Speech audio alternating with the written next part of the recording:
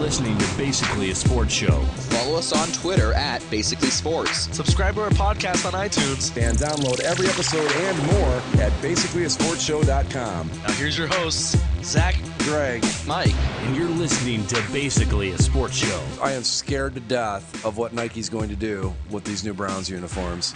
Like I said, you're gonna have a brown jersey, because that's like the one thing they can't screw up. They're gonna have like shiny reflective gray numbers outlined in neon orange. The number font's gonna suck. Oh yeah, we know that. And the helmet will be like the Jaguars. It'll be half brown and half orange. And they'll explain it by saying that the brown is emerging from the tradition of the team, and the face mask will be chrome. Well, you got to throw some white in on the helmet too if you're going to do the whole. So here's how it'll be. It'll be like Jacksonville's. It will start white at the base of the back of the helmet. It'll gradient its way into orange, and then over the top it'll go into full CO brown. And that's how they'll do the helmet, or the chrome face mask. How do they put it? We're going to link back to our history or something like that? Yeah. Have you guys seen the full number set for the Buccaneers? Well, yeah. Every time I look at my digital clock, I see it. There you go. That's the full font set for the Buccaneers. Check out that 7. Okay. I know the 4 is supposed to look pretty dumb. Oh, no, the 7 blows it away. Oh, wow. Everything from 4 on looks like garbage. Yeah. 0, 1, 2, 3, all right, passable. 4, no. 5, no. 6, no. 7, 4 no. looks 8, like no. an upside-down H. Yeah, and have you noticed that 4 is the only one without any of those stupid notches? Yeah, what's that all about? I mean, the notches look stupid, but... At least be consistent. Yeah, at least be consistently stupid. Right. Nike can't even be consistently stupid. At least the 9 isn't just the upside down 6. At least it's different a little bit. Is it? Are the 5s upside down 2s? I haven't. Okay, no, they're not. Okay. No, they're not. I don't know, Zach. I'm thinking that 9 and 6 are pretty much exactly the same. The 6 has a bigger hole. Okay. Yep, it does. All right. It's a little bit taller. All right. Wow. But yeah, I'm not optimistic at all about what's going to happen to the Browns, and I don't even understand why they're doing it. Whoever is going to be number 74 in the Bucs is going to look just ridiculous. 7 looks like a question mark. Someone said it actually looks like if you rotate it, it looks like a robotic version of the Nordiques logo. Wait, let me see. The 7 does? Yeah. Yeah, I guess if you rotate it. Yeah, a little bit. You flipped it to the left. Oh, I was so bummed. I put on my Blue Jackets jersey to go to the game Tuesday, and it had 2 snags in it. And my first 2 snags in my Blue Jackets jersey. At least I wish there was a way to completely avoid those, but there's not. At least it means it's well worn, I guess. That was an awesome night for hockey. The Blue Jackets vanquished the Red Wings, and how'd the Ducks do against the Leafs? We shot 49 pucks on net. We outshot them by 50 Mike, who was Toronto's goalie? shots. Bernier. Jonathan Bernier. Then. Wow. Yeah, it was Bernier. Good night. Yeah, that was just one of those games where I thought the Ducks played decently, but it was one of those where you're watching it like, it's just not happening today. Not your night tonight. Did I read somewhere that they've lost something like 7 out of their last 10 or something like that? No, not 7 of 10. Remember when Vancouver had that full meltdown against us back in February? Right. Since that game, the Ducks are 7-9-2. In a long season, that's not really a stretch to get too upset about. Well, the thing is now that they're behind the Blues now. The Sharks are now tied with them for the top of the Pacific. So they could slide down to the 2nd seed in the Pacific. And god damn it, they had to play the Kings in the first round. Did you guys see the Kings wear their throwbacks last night? Yeah. You see they're going with they're changing those throwbacks next year. Oh, really? They're going to the gold versions of them next year. I always like the ones that, and I can't think of the years off the top of my head. They're the Kings throwbacks of the Flyers type, the Flyers like arm stripes. Yeah, those are always my favorite. Yeah, they're going with the same template they're wearing now. I remember these. These won't be too bad. Yeah. Oh, by the way, The ones Zach. they wore last night are at the bottom of that page. Zach, you're gonna like one of my glorious tournament of victory entries. Clippers fans' unwarranted sense of self-importance. Thank you, Mike. Yeah, we got the glorious tournament of victory coming up next week. Greg went to another hockey game, and just every time I go, I just fall more deeply in love with the sport every time I see it. It's a great game. It's awesome. I got to tell you guys, the game Tuesday night, and I don't want to go off on the whole Blue Jackets thing, but it was so much fun because the crowd was way into it in the third period. The Jackets were playing. I don't think I'd ever seen them play. I don't want to say that well because it wasn't like they were executing perfectly or anything, but I'd never seen them play with such intensity before as I did that night. And the building it was awesome. Just an incredible experience. If you won't go on a Blue Jackets tangent, I'll go on a mini one for you. I have no connection to the Blue Jackets, not from Ohio. Never, and in fact, the Wild were always sort of my favorite expansion teams. Between those two, they came in the league at the same time. I just thought the Wild had cooler uniforms that first season. They did back then because the Blue Jackets were doing that stupid ribbon logo with the stupid neon bug on the sleeves, and it just looked stupid. Stupid. Point being that the red CJB. Yeah, the Columbus Jackets blue. I like that. It's got kind of a Canadiens ring to it, though, don't you think? Yeah, I think they should go with that. The Columbus Jackets blue. Perfect. But anyway, go ahead, Mike. But the point being that the Blue Jackets were always kind of this team that kind of existed in the background for me, so I have no real connection to them. But it's been real fun to see them succeed because, by all accounts, Columbus fans are great and they're loyal and they're knowledgeable. From what I've heard, the arena is really nice and the experience of going to a Blue Jackets game is really nice. So I'm just happy to see them succeed, and I'm very grateful that they knocked the goddamn Detroit Red Wings off of their, self-built pedestal that they have there. So that was nice. Your second place, Columbus Blue Jackets. Absolutely. Second place in the Met. Have they ever been in second place this late? I know not this late in the season. I don't think so. Not this late in the season. Maybe. I don't know where they were in the division standings when they made the playoffs that one time. Do you remember what year they made the playoffs? Me? Yeah. I want to say 09. I think 2009 sounds right. Who did they lose to in the first round? Detroit. Wasn't it Detroit? They got swept by Detroit? Yeah, they got swept by Detroit. Yeah. Let's see. It was 2009. And no, they were fourth place in the division that year. So it's safe to say this is the latest in the year they've ever been in second place. Yeah. Yeah. It's just, I mean, they're just, they're one of those teams that if you're like me and you like to see the young teams that are up and coming, they're just fun to watch. They try hard, and the fans are great. I wish there were more of them, but the ones that show up are into it, and that's all you can ask for, I guess. I think attendance will improve as the team improves. By all accounts, attendance was really strong at the start, but once it became clear that the people running the team at the time had no idea what they were doing, it kind of tapered off. And I think current management has really shown that they know how to build a contending team.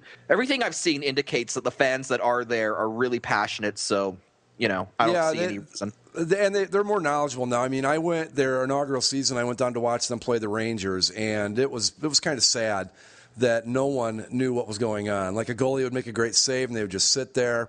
They'd clear the puck when they were shorthanded, and no one would do anything. And I kind of felt like an idiot after a while because I'd be cheering for stuff and everybody would be looking at me like, what are you doing? But they're way better about that now. I mean, Bob's made a couple of great saves Tuesday night. The place went nuts. And, my God, the officiating, especially in the first period, was just so Detroit heavy. I mean. So it was a Red Wings game. Yeah, basically, yeah. I mean, the Red Wings, they have like a blood pact for the NHL. Apparently. So. I mean, it was kind of like with the Vancouver thing. I heard you guys talk about it. I'd never seen it in person. And some of the calls, if a Blue Jackets guy gave a Red Wings player a wrong look, he got 2 minutes. But a Red Wings player could slam him into the boards and kick him, with the skate when he was down. Oh, nothing. We're just going to let him play. It was absurd. There were 2 or 3 times in that first period where the Red Wings just got away with murder. It was ridiculous. Well, there's some sort of unholy pact between them and league leadership. So, but I got to say their uniforms looked great in person. Yeah, but thankfully Detroit currently sitting on the outside looking in. That's nice. Yeah, they're like a 22-year streak of making the playoffs. What are they at 71 points right now? They're at 71 They're at 71. points. Phillies at 73 in the second wild card. Then the Rangers and Blue Jackets are both tied with 74. Montreal has the second wild card, has the first wild card of 77. Right, and they're tied with Tampa Bay, and both are 3 points behind the other second-place team in the East, your Toronto Maple Leafs. Leaves. Is Leaves? Yes, the Leafs. I posted a picture that I went to the game, and I put a little thing. I said, "Beat the Leafs." And then somebody that doesn't know, she's like, "Isn't it leaves? That's terrible grammar." And I'm like, "No, it's indeed Maple Leafs. That's what it is." They played the Kings last night, right? Yeah. And they rallied to win. Did they? Another great goalie performance. This time Reimer stood on his head. Knocking off the Kings' 8-game winning streak. Thank you. Yep, you're welcome. Kings So fans were starting to get a little uppity again, and I didn't like that. They needed to just kind of sit down. You're still in third place. I did get to experience, Zach, what you experienced with Detroit. There were a whole lot of Red Wings fans at this game I went to Tuesday. Mm-hmm. But you know what? They're everywhere. Your team just has to win and shut them up. It's just the only way you can handle it. There's I know. nothing else to do. There's nothing you can do because you can't like block people out. No. And especially like here, like I know in some places they tried that. Well, if you're from this zip code, you can't buy tickets. Well, the problem is, at least down here, all these people live here. You know, they moved out of the snow and they moved to live down here. The Leafs come in for the one game, so they say, "Hey, you know, all I have to spend is money on one hockey game a year," and they'll do it. And then, of course, the season ticket holders know they can make 2 to 3 times face value on the ticket, so they sell it, and then we get.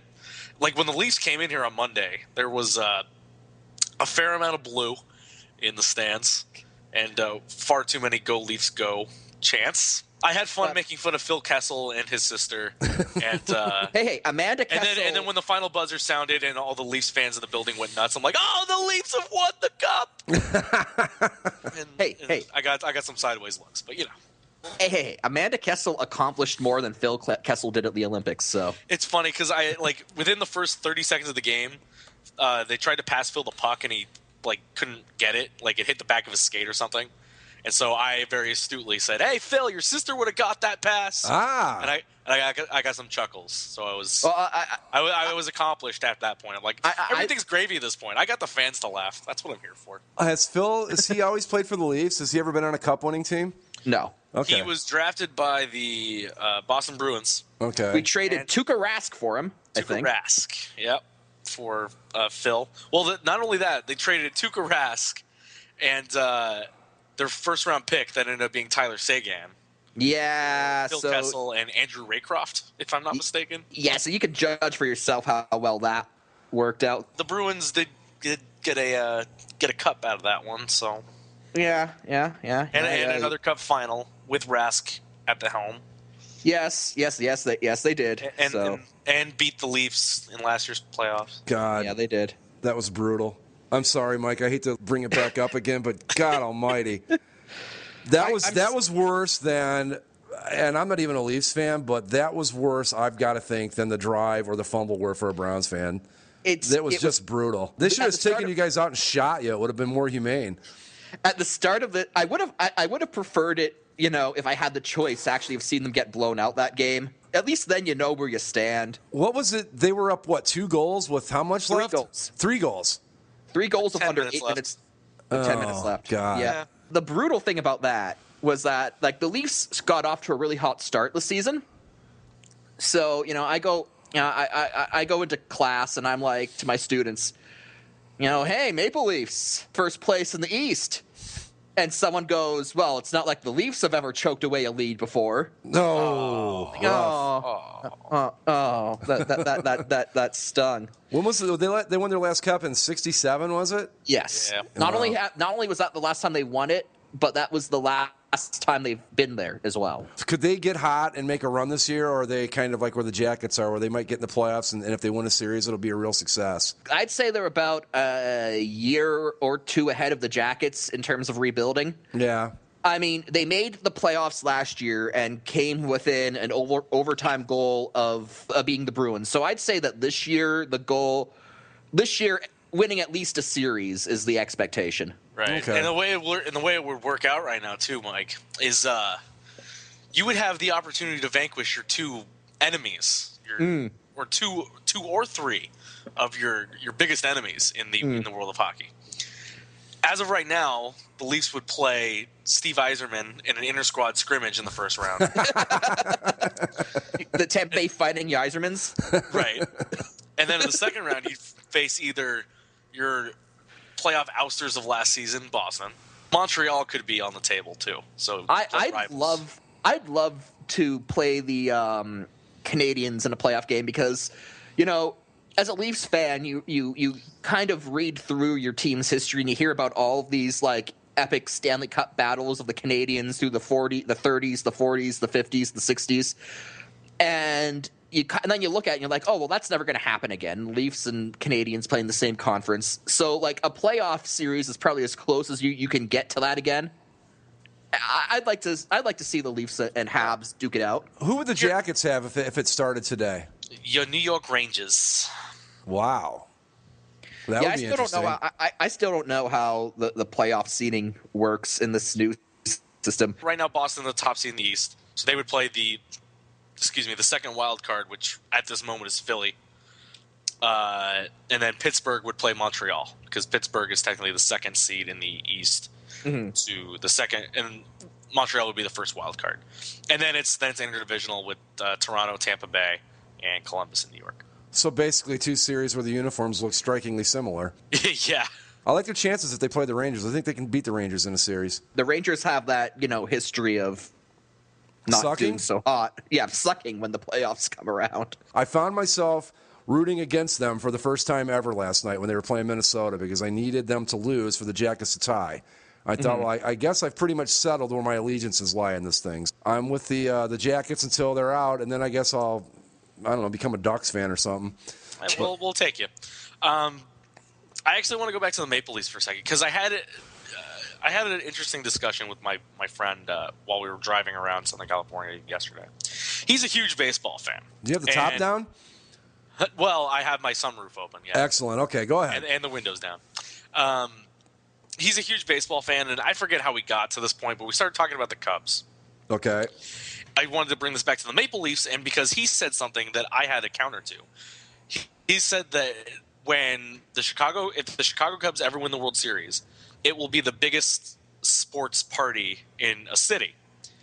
And while I think it'd be epic, obviously, I told him that I think if the Toronto Maple Leafs ever win the Cup again, I think a Maple Leafs, at least in the city of Toronto versus in the city of Chicago, Toronto winning a Cup would be a bigger deal for Toronto than the Cubs winning a World Series would be for Chicago. Well, I mean, all those Chicago baseball fans, don't they console themselves with the White Sox winning it in 2005? I mean, I would say, yeah. I agree with that. Absolutely. Because, people like the Cubs, but everyone loves the Maple Leafs. Everyone loves the Maple Leafs. And I don't even have to get into the city of Toronto proper. I'm not even in Toronto proper. I'm about 45 minutes away from the city limits. Right. In Kitchener-Waterloo, the party would be insane. Hell, in London, where I was going to school, in London, Ontario, the party there would have been insane. And the other thing he brought up is like, well, it mean more on a national scale because there's Cubs fans everywhere. And I told him it's probably more so Maple Leafs fans in Canada. Toronto is Hockey Night in Canada. For a good 50 years, Toronto was English Canada's team. You still have really vibrant pockets of Leafs fans in places like Vancouver, Calgary, and Edmonton, Winnipeg, before they all got their other teams. And obviously, I'd say in those cities, the local teams probably have larger fan bases than the Leafs. But the national presence of the Leafs, you still have Leafs fans all over the country. I would say that, especially just city to city, absolutely a Leafs Cup win would be, I think it would dwarf a Cubs World Series win myself. And you can't say, like in the United States, obviously a Cubs win would be bigger because that's just the way it is. But per capita, or however you want to put it, I still think that nationwide, a Cup win for the Leafs would be bigger in Canada than a Cubs win in the World Series would be in the U.S. And especially if the Leafs winning it were the first Canadian team to win the Cup. Right. Since I wasn't the even 93 factoring that in Canadians. because that'd be a national thing. Like, you're not going to have any sort of situation where the Toronto Blue Jays won like 100 consecutive World Series. It's so easy to bring the World Series championship back to the States. But The Blue Jays just go on like a 25-plus year dynasty. When is the last time a Canadian team won? Was it? It was 93. God, the Canadiens. That was the last time. That was the last time. In 94, the Canucks made it to Game 7 but lost to the Rangers. Yeah, I know that one. And then you had a couple years where they had a couple, where Canadian teams made regular appearances, but they all lost. Flames lost to Tampa. Ottawa lost to the Ducks. Edmonton lost to Carolina. I always thought it was funny that random Canadian city that most Americans couldn't find loses to Sunbelt team in 3 consecutive Stanley Cup finals. Yeah. I'm sure that was a real good blow to the ego of Canadian hockey for a little bit. The Edmonton one was especially brutal because Edmonton made it to Game 7 of that series with their third-string goaltender because as an 8 seed. Yeah, if Rolliston doesn't get injured, I maintain Edmonton wins that cup. That was your Carolina one, right? Yes. I mean, God Almighty, Carolina. The Carolina Hurricanes have a Stanley Cup. Yeah. That just doesn't sit well with me. Yeah, the Carolina Hurricanes have a Stanley Cup, and Cam Ward has been milking that ever since. He has just given up, apparently, on playing at an NHL level. I will say this. I want the Leafs to win this year because I want to see the celebration in Toronto with Rob Ford. Well, will he break out the crack pipe and fire up right in front of everybody at the parade? I mean, Rob Ford, he's up for re-election, and the scary thing is he just might win. His approval ratings are surprisingly high given everything, but that's an iffy circumstance. So I want them to win before he has to potentially leave office. I have plans with a friend that if the Leafs win the cup, as soon as the game's over, we're heading to Toronto to take part in the party. I want to be in Toronto and party with Rob Ford at the celebration. I think that would be amazing. Are you willing to smoke crack? Probably not. Not even just this once? I'm probably not willing to smoke crack, but I am willing to just get, completely drunk off my ass and watch him smoke crack because I think that would be amazing. What if he torched some weed? Would you do that? I do weed, yeah. Oh, okay, there you go. I'm just checking. I just want to see where you're at on this, and these are important questions. So listeners want to know these things. Crack? Nah, I'm not going to do crack. Yeah, it doesn't sound like fun. What about in a drunken stupor, Mike? If you let's say you were drunk and really high on weed and you didn't know the difference and you accidentally smoked crack, how would you feel about that? I'd do it if I got to hold a press conference and wear an NFL team's tie from 1995. All right. See if we can't work that out. Fun. Did you see him on Jimmy Kimmel? Yes. He was on Jimmy Kimmel? Wow. Yes. I didn't know that. Kimmel went after this is the face that my country is presenting to the rest of the world. Well, I liked what our departed friend the Admiral had to say about Rob Ford. It's amazing because every time he does something, you say, "What could he possibly do next?" And there's always something next. Most American politicians would have been shamed into obscurity by now, but he just keeps going. Well, the American equivalent would have resigned. I think it's kind of cool that you guys aren't as hung up on that stuff as we are. Oh, people have called for him to resign. He just hasn't done it. Well, American equivalent would be like the mayor of New York, I guess. Yeah. Toronto. Yeah, Toronto is our New York. So it would be like if the mayor of New York was, just caught on video smoking crack. Well, how about the mayor of our capital? Marion Barry got caught smoking crack. The mayor of D.C. is not exactly the mayor of. He's still a mayor of a pretty major metropolitan area, and he got reelected. Okay, but if it was like the mayor of Ottawa got caught. Yeah. Well, obviously, D.C. doesn't have the same. Do you know who the mayor of Ottawa is? I don't know who the mayor of Ottawa is. You could have told me they didn't have a mayor, and I would have believed you. That's how I don't I even know know who the about. mayor of L.A. is right now because he's somebody new. I don't know who his mayor is. I just assume that the mayor of Ottawa is probably a Leafs fan.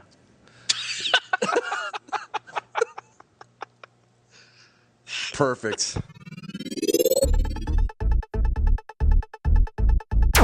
Speaking of helmets, the Los Angeles Kiss, the LA Kiss. Oh boy.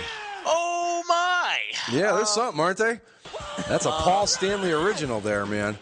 Paul Stanley and one of the other team CEOs that nobody's heard of that had the money to buy the team designed the helmets for the jerseys, and well, you could say that they're hotter than hell. Oh. Greg, your thoughts on the Los Given the Angeles Kiss helmets? They are hysterical to me. These Los Angeles Kiss uniforms, in the context of what the Arena League is, they're better than the Bucks. Because, okay, the Bucks look absolutely ridiculous for an NFL team, but this is the Arena League. It's an Arena League team owned by Kiss. So given that, The thing that gets me is, does everyone have to wear the visor with the flames on it? The flame visor. Like, this helmet's ridiculous on the face of it. The flame visor is what really sets this thing apart. Oh, that makes it art, man. It's poetry at that point. I mean, you have the chrome, everything else. Right. You have the flames on the face mask, which then go up onto the head. And I think those are supposed to be devil horns on top of the face mask. I can't tell if that's just like a really red part of the flame, or if it's supposed to be horns. They look like horns to me. It goes to like a burnt aesthetic towards the bottom back of the helmet, where then the LA Kiss logo is probably displayed on the back of the helmet. Yeah, it is. The LA Kiss logo is on the back of the helmet. It is. wow, Paul Stanley has not aged well. Not so much. That's why they still wear the makeup. Right. And then in addition to that, you pair that with the jersey and, of course, the flames that cover the shoulders of the jersey. And the numbers. So basically, your players run around looking like they're on fire from their shoulders on up. Well, have you seen what the field is going to look like? I heard it's going to be gray. It's like purple Okay. with black LA Kiss end zones and a guitar pick at the 25, the midfield. I like the guitar pick. I think that's a cool touch. I will say that. Actually, on opening night, everyone will receive a commemorative LA Kiss guitar pick. Hey, because those things cost, they cost a lot of money. And then they're also going to have, well, yeah. Like, I think they're about 4 cents a piece. Yeah.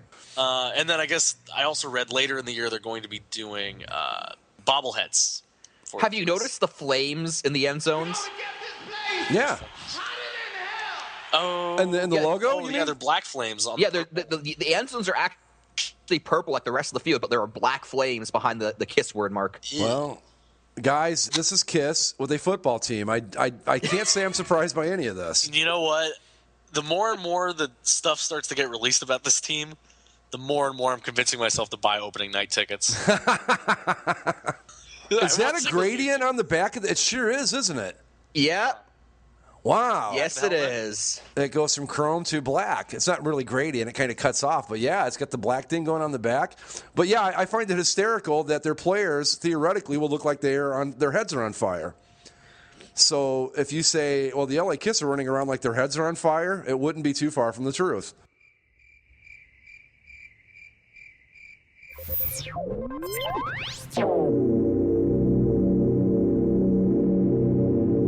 ESPN, you know how they have their little Sports Nation site where they have like polls, Right? People vote. They actually put up a poll because apparently they had nothing else to ask that day. They had a poll that said, with the NFL, Major League Baseball, and NBA comprising 3 of the big 4, what other sport has the best claim to being the 4th professional major sport? And it was NHL, NASCAR, MLS, and something else. What won? NHL was 75% of the vote. Okay. Oh, thank God. You could make the argument in terms of just sheer attendance and fandom and all that it could be NASCAR, but NASCAR's huge in the South. It's probably the It's huge in the Midwest too. It's actually very big. Racing, I'm not just NASCAR, but racing, oval track racing is big in the Midwest and parts of the Northeast. But the argument I make that it's not part of the Big Four is because, and again, I'm not. The drivers are definitely, they have to have endurance. They're athletes and all that, but it's not it's a sport, but it's not. If that makes any sense, it's a race. It's a different animal. It's a completely different thing. I get that you could put it up there, but it's got to be the NHL. I mean, don't even feed me that soccer nonsense. I think ESPN constantly underestimates the popularity of hockey in the United States. I don't think that was the result they were expecting. You know what's funny, though? every time I see one of these things, I also hear just as many stories about now that the NHL's kind of rebounded, that ESPN want, like back when NBC negotiated their newest contract, like 2 years ago, I guess, when they re-signed, that that ESPN wanted back in. Sure. And they said, you know what, this is good. I don't understand why we have to give NBC a full monopoly of the NBA or the NHL. Well, I don't know why we can't do like what they do with the NBA, where TNT has Tuesdays and Thursdays, and ESPN has Mondays and Wednesdays, or whatever it is. Right, yeah. Wednesdays and Fridays, whatever the hell it is. Why can't they do that and put NHL on a second network? See, that's the thing. Give Fox an option to bid on a selective patches, or ESPN or whoever. Well, that's the thing too. I got to think that the rights fees, especially if you split it between two networks, aren't going to be that expensive comparatively to like the NFL or the NBA or whatever. But I don't know if it's just NBC is trying to just say screw you to ESPN, so they want the exclusivity. But if I'm Gary Bettman or whoever's handling the broadcast end of things, it's better for the sport to be on ESPN. At some point, somebody's got to step in and go, look, yeah, NBC's got this, they're giving us more money and all that, but like Zach said, they need to split it up. And because to get the sport back, even if it's just one night a week, to get it back on ESPN is huge. It's just better for the game. Right, because it'll be on SportsCenter and it'll get promotions. Yeah, they'll cover it, yeah. Yeah, I mean, people complain that ESPN doesn't cover hockey. Well, if ESPN had the rights to NHL games, of course they'd promote it. Even if you watch like Fox Sports, the only reason that hockey highlights get on Fox Sports 1 is because the two anchors are Canadian guys. And I'm sure that they say, no, we're going to put the hockey highlights in. Like, well, this is happening. And the producer is Canadian, too. What network you kind of pillaged our TSN team. You have plenty more. Who's got the local contract for the Ducks out your way, Zach? Fox Sports West. See, we've got Fox Sports Ohio, so I'm sure that plays a role in it too. Yeah, I think there's hardly any. I can think of San Jose's on Comcast, right? Chicago's on Comcast, Philly's on Comcast, the Capitals are Comcast, Boston is Nesson, and then the Rangers, Islanders, Devils, and Sabres are on MSG. I think every other team is on a Fox Sports affiliate. Yeah. And Pittsburgh's on Root Sports. Right. But everybody else is on a Fox affiliate. Yeah, Root's still around. Yeah, well, Root was actually the networks that are Root used to be Fox Sports stations. And they're in it's Pittsburgh.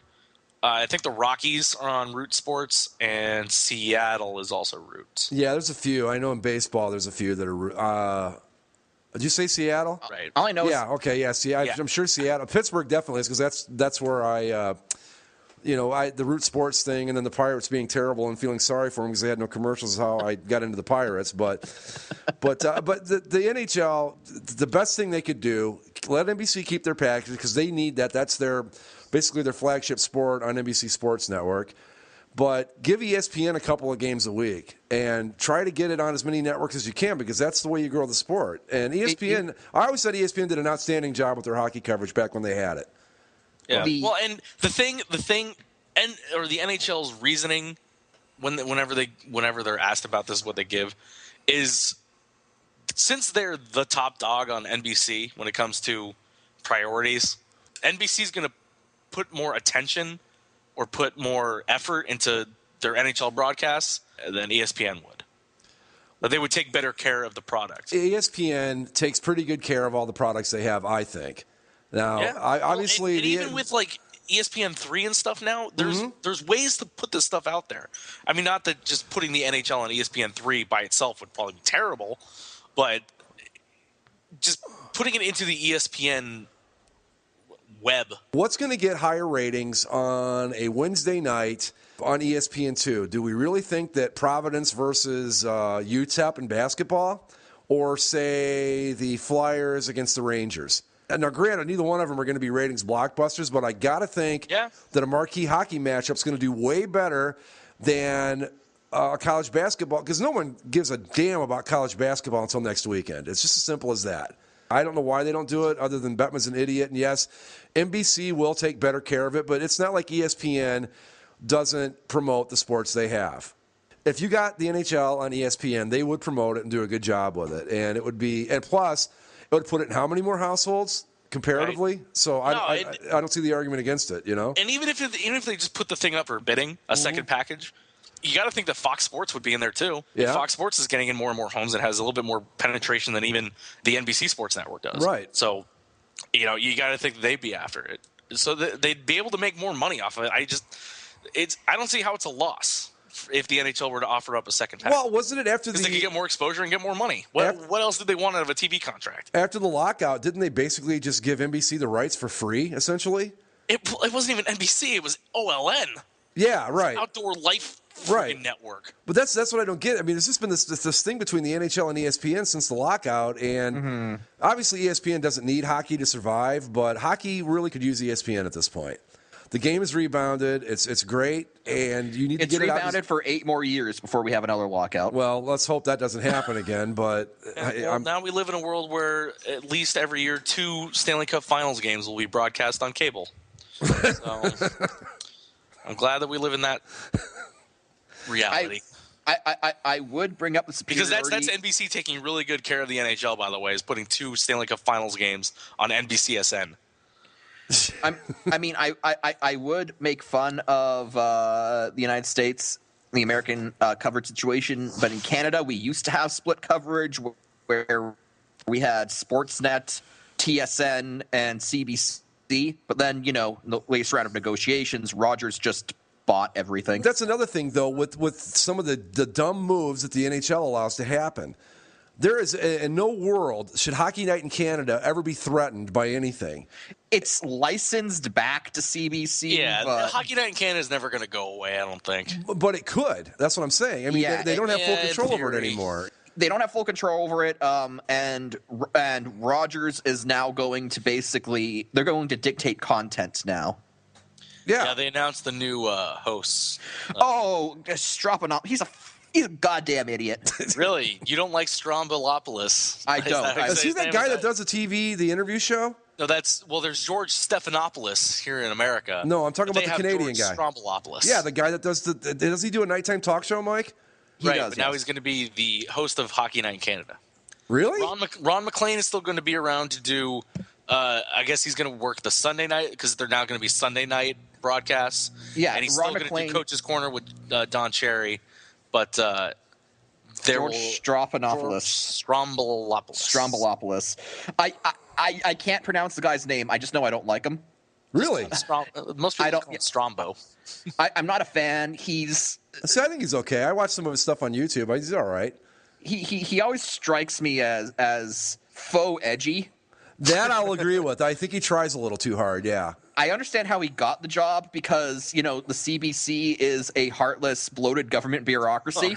So they see him and he's got tattoos and piercings. So they're like, oh, he must be what the kids are like. Yeah, he does. And so he gets his job that way. He does try a little too hard, but I think he's pretty solid. He's not great, but if he knows hockey, I suppose you could get a worse person, but I don't know if he knows hockey or not. Of course, he's Canadian. He almost has to know hockey. He knows hockey.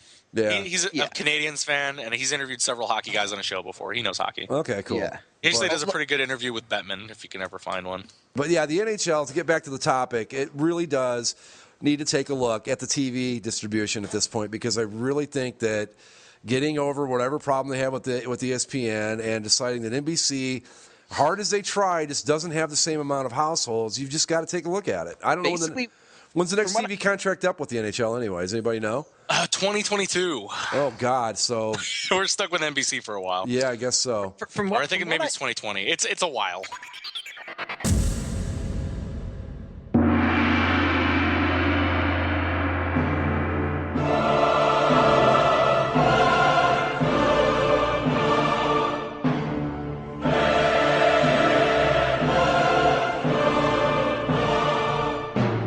The most ludicrous event in podcast history, the 2014 Glorious Tournament of Victory.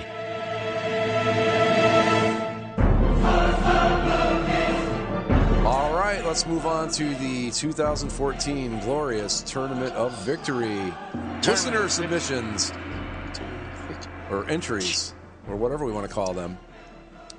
We had a So lot people's choice. The People's Choice, yes. So we have 4 slots, 1 per conference. Yep. Yes. So what we're going to do is each kind of list our favorites, and then we're going to choose the top 4, and then And the divvy rest of them you up are screwed. among ourselves. Yeah.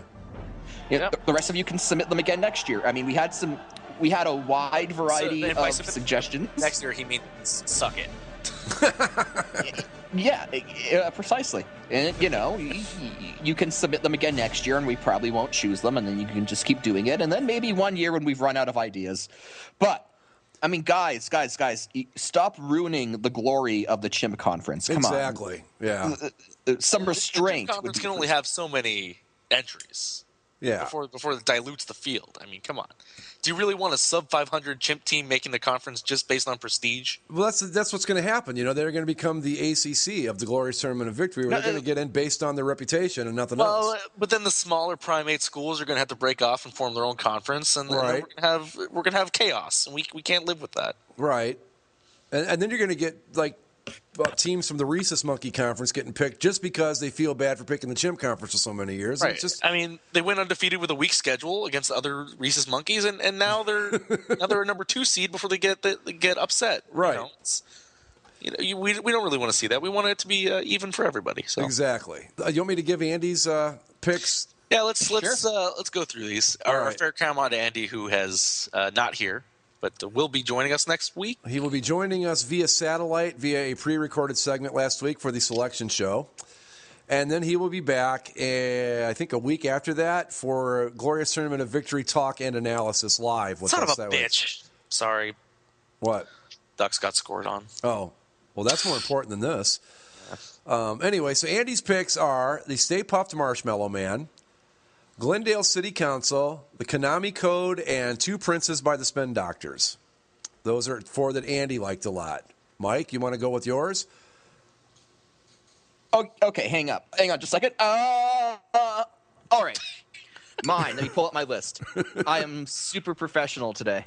So, quick little thing before I go. I wrote up my bracket before we opened up the selection process, and someone had said Rob Ford's Crack Pipe. That was actually already in my bracket.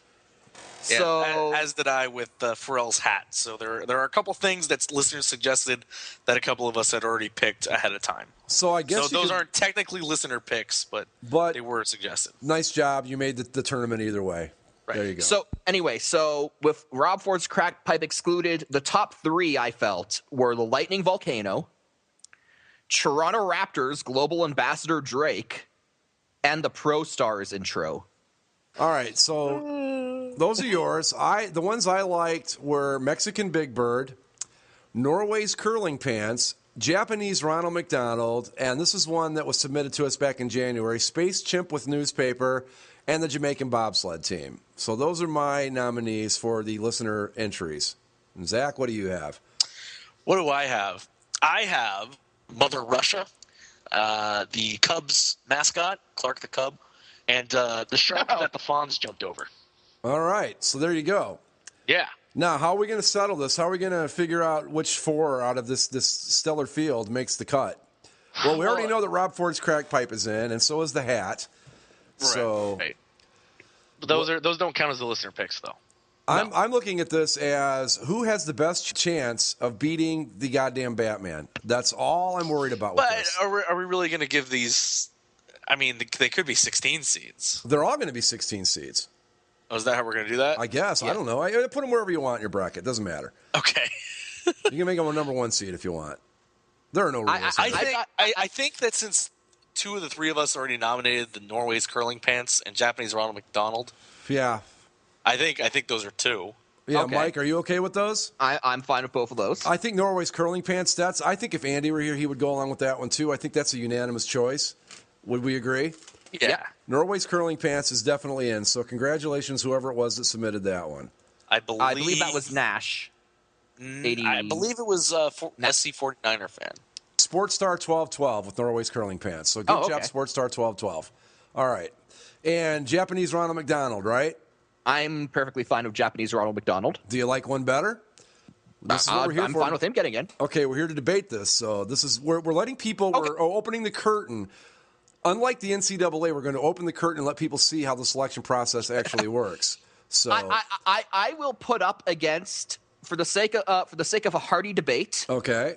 against Japanese Ronald McDonald, I raise you Toronto Raptors global ambassador Drake. Ooh, that's a good one. So we are now debating between Japanese Ronald McDonald and Toronto Raptors global ambassador Drake. Now remember, we still have 3 slots available, so we could take both of them. But I don't know if global ambassador Drake has the staying power. I mean, because what does he do? No, exactly. That's the point. No one knows. Exactly. He's the power man behind the scenes of all of MLSE. I don't know. If I've got to vote one way or the other, who's he up against? Japanese Ronald McDonald? Yes. I got to go Japanese Ronald McDonald. Yeah. So I will concede the point to Japanese Ronald McDonald. So is Japanese Ronald McDonald is definitely in. Yes. All right. There's number 2 in the glorious tournament of victory, listener entry selection committee, whatever the hell it is we're doing here. The one that I like from Andy's picks, the Konami code. It's yes. very, very powerful. It absolutely is. Yep. The Konami code, that's a good one. That's a good one. However, in terms of just power, I would put that up against the Lightning Volcano. See, now out of Andy's picks, my favorite is the Glendale City Council. I have to feel as if the Glendale City Council needs to be represented in some form. I mean, that's just something that it is just it's absurd, but it's powerful because it obviously is because they managed to find a way to keep that god-awful team in Phoenix, so you got to give them that. They're also a group that is prone to self-destruct. Right. All the more reason to put them in the tournament. I have to say that I was in awe watching that meeting of the Glendale City Council. So much so that I mistakenly thought that Zach had driven out there just to see it happen. And I wouldn't have blamed him if he did. No. So I have to throw my support behind the Glendale City Council, too. That is just a powerful yet volatile mixture of individuals. They have the potential to create some real noise. Well, that's the beauty of the Glendale City Council. They could go in any direction. You just don't know what they're going to do. I mean, the Konami Code, we're pretty sure we know what's going to happen with that. With the Glendale City Council, it could go in a million different directions. With the Glendale City Council, I mean, this is a city council that doesn't even seem to know basic rules of order. Right. I am just amazed at the lack of education on display here, and the fact that during a council meeting to decide what to do with $15 million of the city's funds, one of the city councilmen actually said, "I dozed off there for a second. Could you repeat that?" I don't know, Zach. mean, that's, dozing off during that important meeting. That's good stuff. Yeah. The Konami Code, now we're talking about, that's the one where you put it in and you get like 99 lives or whatever it is? You put it in, it has different effects in different games. Well, we could put them both in. We could, but I'm also liking Mother Russia. Yeah. Mother Russia's strong. Let's put a pin in the Glendale versus Konami thing for a second here, and let's move on to Mother Russia. We still have 2 spots, right? Right. Yeah. All right. But we have 2 spots, but the way it's shaping up here, I'm seeing 3 contenders for 2 spots. Right. Konami Code, Glendale City Council, and Mother Russia. Right. I think that of what we have left, those are the best because we've taken the 2 top nominations as far as I'm concerned with Norway's Curling Pants and Japanese Ronald McDonald. The only one that's left on my list, I mean, Mother Russia you just mentioned, but I think I would want to give a little bit more consideration to the shark that the Fawns jumped over. To be fair, that is a very strong contender because he is the representation of every single television show that has ever gone down the tubes. That's exactly it. He actually spawned a website and a term that found its way into regular, everyday culture. I just want to point out, the shark is extremely powerful. How many television shows has that shark taken down? Pretty much all of them, at some point or another. Yeah, I mean, Is there a show you can think of that has not jumped the shark at some point? Seinfeld. I would argue that seasons 8 and 9 maybe not as badly as other shows jumped the shark, but I still think they jumped it a little bit. They jumped it a little bit, but to Jerry Seinfeld's credit, he recognized that, and they actually offered him a 10th season, and he said, no, I want the show to go out before it completely jumps the shark. So I think Jerry Seinfeld managed to beat the shark, if only by a season. Did Breaking Bad ever jump the shark? Breaking Bad did not jump the shark, no. But the point is that the vast majority of television shows jump the shark at some point. Mm-hmm. There's a few exceptions, but that's some pretty powerful stuff. I mean, it's not just limited to TV shows. There's a point in any bad movie where you like say, okay, I can believe this, I'm with this, and then it reaches a certain point where like, nope, that's it, jump the shark. Well, I think we mentioned Iron Man 3 before. Yeah. Yes. It's like it's a decent film. It's solid, and up until the Mandarin reveal, and then it just kind of goes. That didn't just jump the shark. That rocket shipped over the shark. Yeah. I think that just hearing us talk, I think we've got to give Jump the Shark has got to get in there somehow. The shark. Yeah. But then who do we knock out of the remaining contestants? No, we just put Jump the Shark into the third spot. Spot, right. And then we have Mother Russia, Konami Code, and Glendale City Council in a three-way for that last spot. I can live with that. All right. The shark, how is it? What was the exact terminology again? The shark that the Fonz jumped over. Okay. All right. There is listener entry number 3 in the glorious Tournament of Victory. So we have one slot left. Big contenders right now, Mother Russia, Glendale City Council, and the Konami Code. Ooh, that's tough. That is tough. Mother Russia is still having quite the season. Is the Konami Code even a thing anymore? No. It is not. That hasn't stopped us from putting nostalgic things in our. This is true. This is true. However, it is indeed out of practice. Yeah. Glendale City Council, I will say this about it. It's kind of an inside thing, whereas if you don't follow hockey, you probably don't know what the hell we're talking about. So there's that. It's kind of an inside thing, so it does not have the universal appeal. I think that the Konami Code or Mother Russia does. I think Mother Russia has the most universal appeal if we're going to go by that criteria. So that's just one way to look at it. I'm just throwing it out there. The thing to consider about Mother Russia is that Mother Russia is currently helmed by the closest we will probably ever get to a classic-style dictator. This is true. I mean, dictators kind of had their heyday. They peaked in the 30s and the 40s. And that was really the golden age of dictators. Well, and when's the last ruler that we've had that wrestles bears, rides a horse shirtless? Right. I mean, shootouts in league all-star games, league all-star hockey games. I mean, yeah, you have glorious leader Kim Jong-un, who the North Korean media is reporting has already won the 2014 glorious Tournament of Victory. And he's won every tournament up until about 2022. But yeah, I mean, North Korea, there have been dictators since the golden age of dictators. But I mean, let's be honest. The dictator of communist China, I'm pretty sure your average person wouldn't be able to tell you who the president of China is. Exactly. Kim Jong-un, very, very, very much in the zeitgeist, but let's face it, North Korea is not a superpower. No. And you've had dictators before, but since the heyday, they've really been confined to the third world.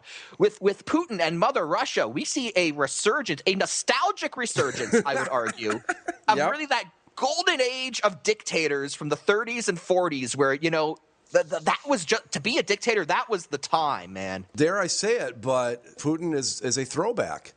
He is. Think about it in these terms. Putin would be to dictatorship today, as say Babe Ruth playing baseball today would be to baseball, right? Yeah. I'm telling you, I'm liking Mother Russia a lot in this. I mean, old-time hockey, Eddie Shore, old-time dictatorship. There you go. I mean, I have to think. Does everyone remember when Notre Dame made it to the national championship game? You had a lot of people rooting for them just because it was nice to see Notre Dame back at the big show. Right.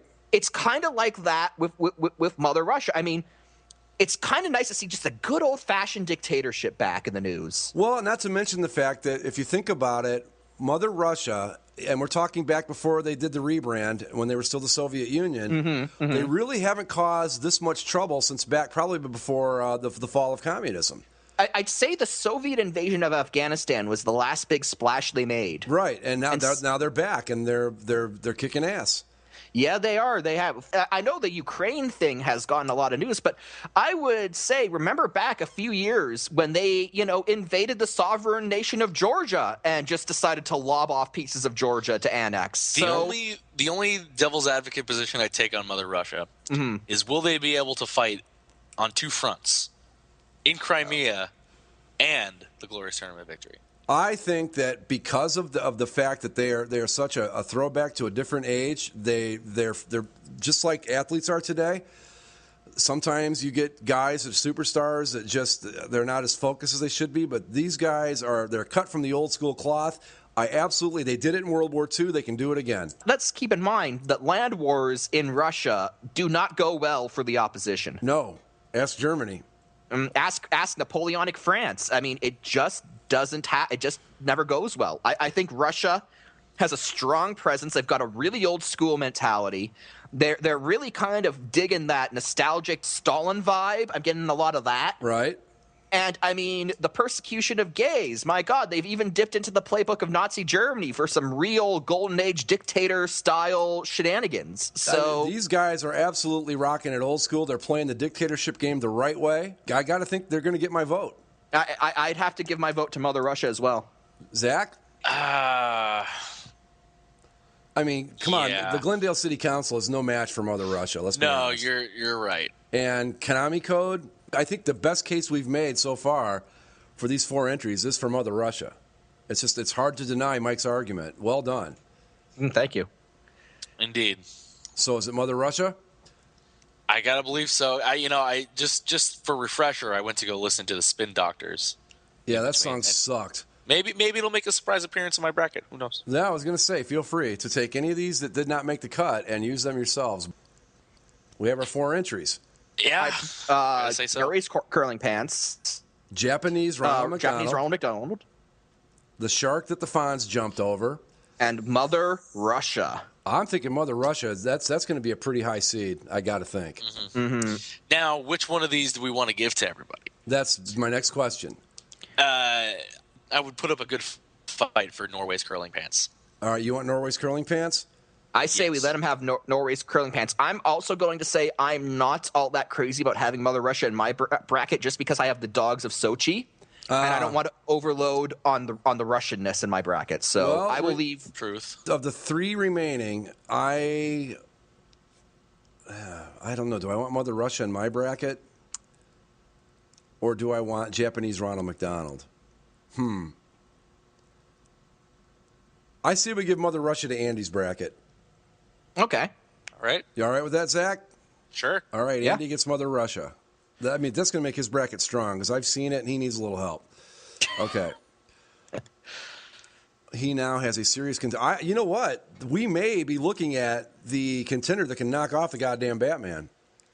It's going to be interesting. It's going to be interesting. I don't know. Zach, you may have just voted your guy right out of the tournament here. Even if he were to get knocked out, he would still get back to the Final Four if that were to happen. Yes, this is true. I think the goddamn Batman. If he was still able to go from a national championship last year to the Final Four the following year, that'd be very respectable. That's a good run. Well, and that's something you got to think about too. He is still an early favorite as a back-to-back champion. In Vegas, they have him as a 4-1 favorite. You got to think too about Japanese Ronald McDonald and the shark that Fonzie jumped over. For you and me, Mike. Because Zach has Norway's curling pants. If it's okay with you, I'd like the shark that Fonzie jumped. Perfect, because I want Japanese Ronald McDonald. Worked out beautifully. And there you go. I might pilfer a few of these to change out some in my own bracket, but other than that, I think for the most part, my bracket's set. I will just say that this is going to be a spectacular, glorious tournament victory. There you have it. We have the first, what are we calling these? Like the play-in? Because this is the tournament, the basketball tournament, doing like 7 play-in games this year. The first 4. Yeah, well, there you go. So there are the play-in games. We are certain that Norway's curling pants will show up in the Charlie Conway Memorial region. Japanese Ronald McDonald is now going to be a participant in the What It Means to Be a Cleveland Brown region.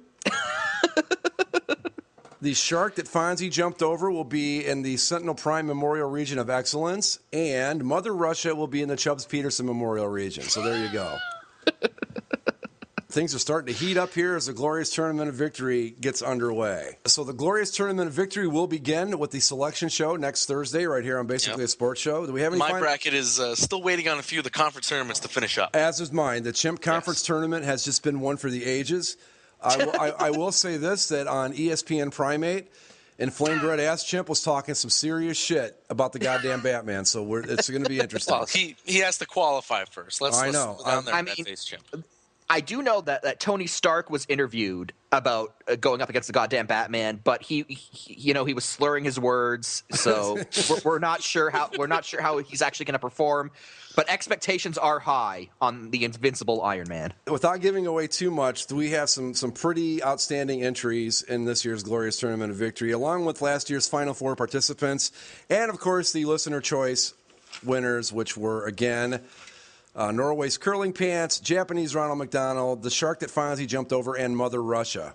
We got any final thoughts, guys? I do not. Mike? I'm good. All right, we will see you next week right here on Basically a Sports Show. Don't forget to follow us on all of our platforms at Basically Sports on Twitter. Go to the website, basicallyasportshow.com, Spreaker, Podomatic, iTunes, Stitcher, and, of course, YouTube. And we'll be back next week with the beginning of the Glorious Tournament of Victory. Dun, dun, dun.